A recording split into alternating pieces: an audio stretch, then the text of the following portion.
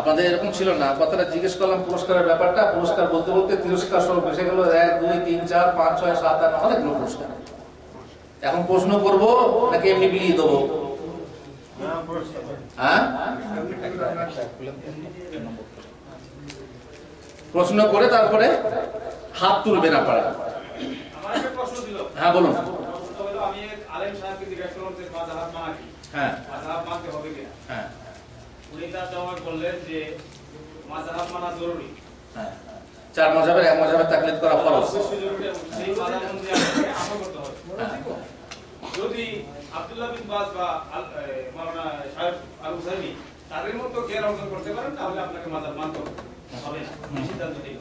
হ্যাঁ, এখন আমরা কোন রাস্তায় বাবা এই মাযহাব মানবো না আমরা সেই মাযহাব মানব যে মাযহাবের কথা ইমাম আবু হানিফা রাহমাতুল্লাহ আলাইহি বলে গেছেন, সাহাল হাদিস ফাহুয়া মাযহাব। সহিহ হাদিসের মাযহাব আমার মাযহাব, সহিহ হাদিসের মাযহাবই আমার মাযহাব।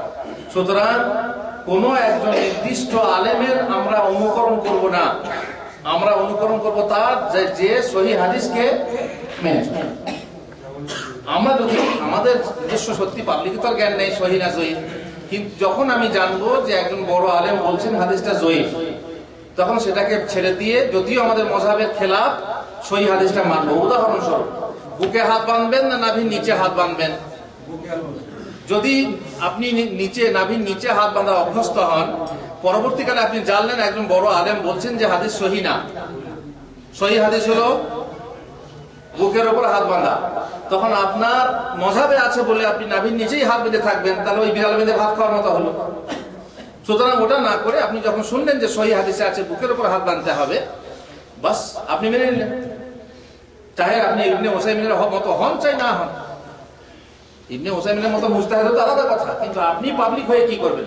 পাবলিক হয়ে উচিত হলো আপনার জ্ঞান ব্যবহার করে আপনি দেখবেন যে বড় আলেম কে, তখন তার মতে তার সহিহ হাদিসটাকে আপনি গ্রহণ করবেন, আর এটাই হবে উচিত। হাদিসকে মেনে নয় হচ্ছে উচিত। বেশ, আপনারা সবাই মোবাইল অন করুন। কি সবা নাকি সবা? মোবাইলি যাদের আছে মোবাইলি বলুন। আমার প্রশ্ন হচ্ছে, রাসূল সাল্লাল্লাহু আলাইহি ওয়াসাল্লাম বলেছেন আমার উম্মত 73টি দলে বিভক্ত হবে।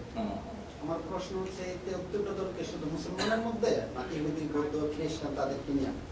আর আমাকে একজন বললো, আমি বললাম যে আমাদের দেশে মাযহাব এগুলি ফিরকা, এগুলি দল। উনি বললো যে না, এগুলি দল না, এগুলি ফিরকা না, এগুলি একই।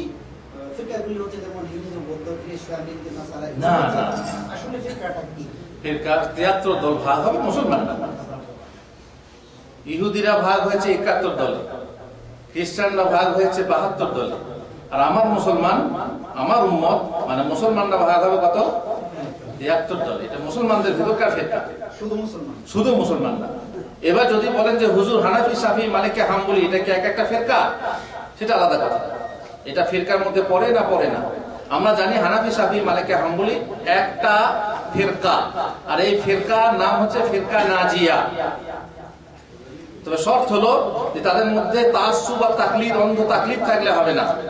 মাযহাব মানার সাথে সাথে তারা যখন আহলে সুন্নাহ ওয়াল জামাতের আকীদা মেনে নিয়েছে, তো তারা আহলে সুন্নাহ জামার মধ্যে পড়ে, আহলে সুন্নাহ ওয়াল জামাতের মধ্যে শামিল।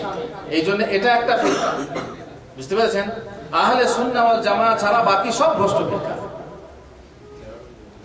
কথা পরিষ্কার হলো? হ্যাঁ, এবার চলুন মোবাইলে যাদের আছে নম্বর, ওই যে ওটা কি বলে আপনার 10 রিয়ালের রসিদ আসবে, নম্বর লাগান। নেই নাকি কারো মোবাইলে রিচার্জ? মোবাইল নেই কারোর কাছে? কজন আছে মোবাইলে? হাত তুলুন। মোবাইলে কজন আছে? হাত তুলুন। হ্যাঁ, তা তো খুব সহজ হয়ে গেল।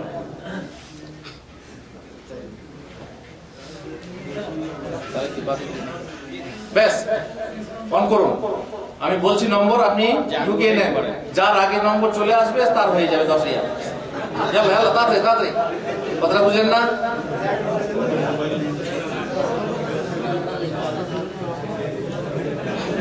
বলবো কথা বললেন আপনারা।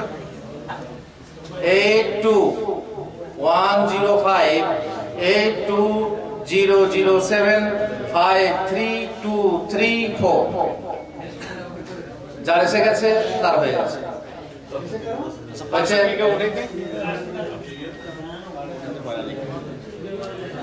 হয়নি? আবার বলবো?